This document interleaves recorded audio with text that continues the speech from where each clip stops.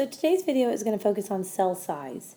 We're going to be talking about how the size of the cell affects the surface area and how that will change the volume and how that can then impact the cell and its ability to get nutrients, do heat exchange, and a variety of other things.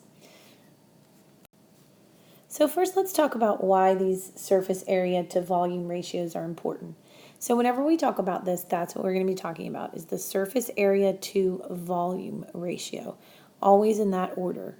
And these things are going to affect the ability of the biological system to obtain necessary resources. Remember, all of our cells have a cell membrane, right? And nutrients go in, waste products go out, the cell secretes things out. Okay, but this is how the cell is going to get its resources. Sugars will come in through there. Water will come in through the cell membrane. And so the amount of surface area in the cell membrane in particular is going to be important for a cell. Also think the parts of a cell, right? Remember we talked about a mitochondria. And remember the mitochondria has that inner membrane that has an increase in surface area due to all the folding.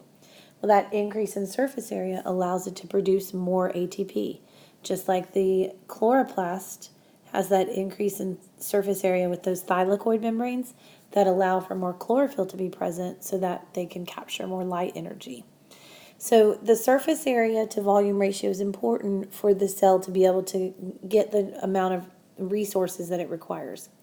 It's also going to be important in the opposite direction so that it can eliminate waste products.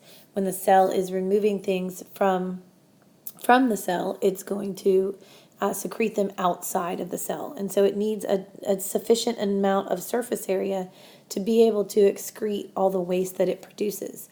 If the cell becomes too large and the surface area isn't big enough to get rid of the waste fast enough, then the cell could essentially poison itself. Okay, another reason why this surface area to volume is important is this is also how cells can acquire or dissipate thermal energy. So let's talk about what that would be for a second.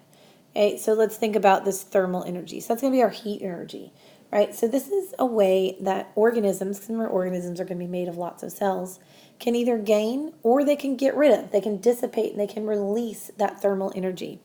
If you think about the example we have here is elephants. And if you think about like you've seen the foxes with the really large ears in the desert. Okay, these elephants have really large ears because the size of the ear allows the elephant to release more heat.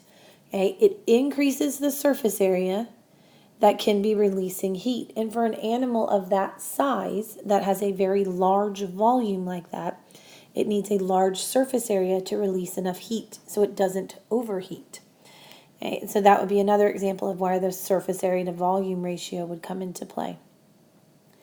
It also comes into play when we're talking about exchanging chemicals and energy with the environment. This goes back to the first two, related to the obtaining the necessary resources and eliminating the waste products. This surface area to volume ratio allows cells to exchange chemicals and energy with their environment. And so when the volume of the cell inside becomes so large that the surface area basically just isn't big enough to let enough nutrients in, that becomes a problem, right? And so we maintain a certain ideal surface area to volume ratio so that enough exchange can happen with the external environment. Okay, so when we're talking about membrane surface area, smaller cells are typically going to have a higher surface area to volume ratio. Like you're talking 600 to 1 or something versus like a 6 to 1. So for the amount of volume there is, so per unit of volume, there are 600 times the amount of surface area that is there. So smaller cells typically have a higher surface area to volume ratio, which usually means they are more efficient. The smaller the cell, usually the more efficient the cell is. As the cell will increase in volume, the relative surface area is going to start to decrease as the cell increases in volume. Because as the cell increases in volume, the cell gets larger, like you can see this very large cell right here. The volume, the cell might go from here to here, so it stretches out the surface area. But the volume, because again, think 3D, The volume here is expanding more. And so our relative surface area is going to decrease. And so that ratio will start to go down. This can be one of the signals that a cell needs to divide, is when the surface area to volume ratio is getting too small. That can signal to a cell that it's time to divide because it may not have enough surface area to provide nutrients to the volume within the cell. And so it needs to divide to bring that surface area to volume ratio back up to be smaller and become more efficient again. So the more we increase in size, and that surface area to volume ratios starts going down, the cell sometimes will take that into account with changing its structure. For example, these membrane folds that we've talked about, whether it's membrane folds on a prokaryotic cell, whether it's in a mitochondria or a chloroplast, but these membrane folds can increase surface area in a small space, right? If I have a space that goes from here to here, and I have a straight membrane, the surface area isn't that large. But if I have a space from here to here, and I have a membrane with lots of folds, I have increased my surface area significantly by building in that complex structure. So another example of structure and function tying together.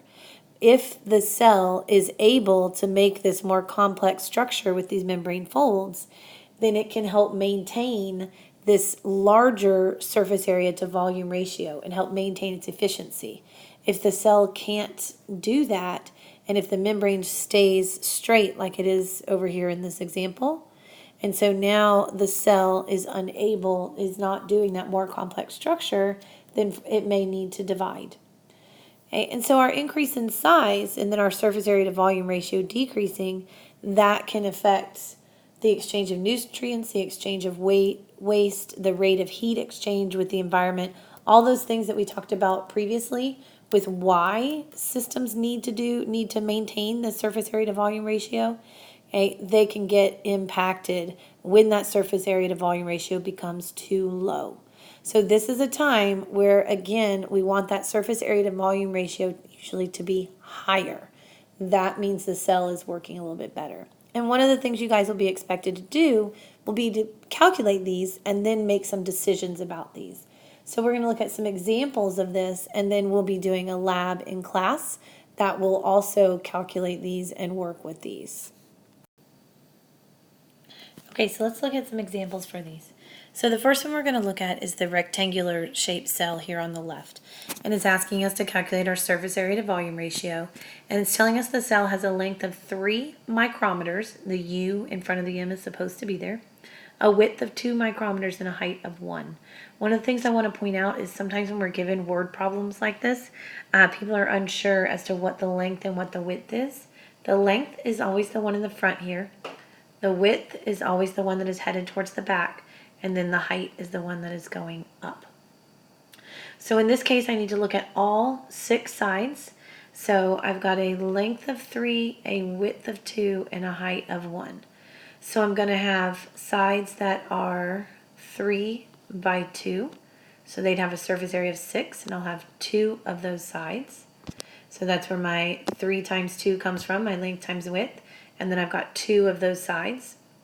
And then I've got sides that will be a 1 by 2. And again, I'm going to have 2 of those. So those would have a surface area of 2. And then I have sides that will be 3 by 1. And again, I'm going to have 2 of those. Those would have a surface area of 3. So when I add all those together, when I look at my total surface area for the entire figure, I get a surface area of 22 micrometers squared. And then my volume is the same volume as, again, the formula I would use in geometry, length times width times height. So 3 times 1 times 2, which would give me a volume of 6 micrometers cubed. You will not need to memorize geometric formulas. The formulas for surface area and volume for various geometric shapes are going to be located on your formula chart. So if I want to calculate the surface area to volume ratio here, I go ahead and I set up my fraction here, my 22 over 6, and that will simplify down to a 3.67. Okay, so if I wanted to calculate this surface area to volume ratio of this cell over here on the right, so this one is a spherical cell, and it has a diameter of 8 micrometers. So I need to calculate the surface area and the volume first for a sphere. So the surface area for the sphere is 4 times pi, my 3.14, times my radius squared. So since I know that the diameter here is 8, then my radius here is going to be 2, right? And so 4 times pi times radius squared, which is going to give me 200.96. And then my volume is 4/3 pi times my radius cubed. Again, these formulas will be on your formula chart. You just need to be able to plug in and determine what the radius is. Okay, and so that will give me 267.95. So when I simplify this surface area to volume ratio, I get a decimal. I get a 0.75. So my follow-up question then would be, which cell is more efficient? And so if I'm looking at these two cells, the rectangular cell is going to be more efficient than the circular cell. And my evidence that I have to support that, so that's my claim, right? My claim is that the rectangular cell is more efficient than the spherical cell. And my evidence is that my surface area to volume ratio is bigger. So my 3.67 is bigger than my 0.75. And so that gives me support for my claim that my rectangular cell is going to be more efficient, okay, by maintaining that higher surface area to volume ratio. Okay, so we will work with this stuff when we do the lab in class, and we'll do more practice with these calculations.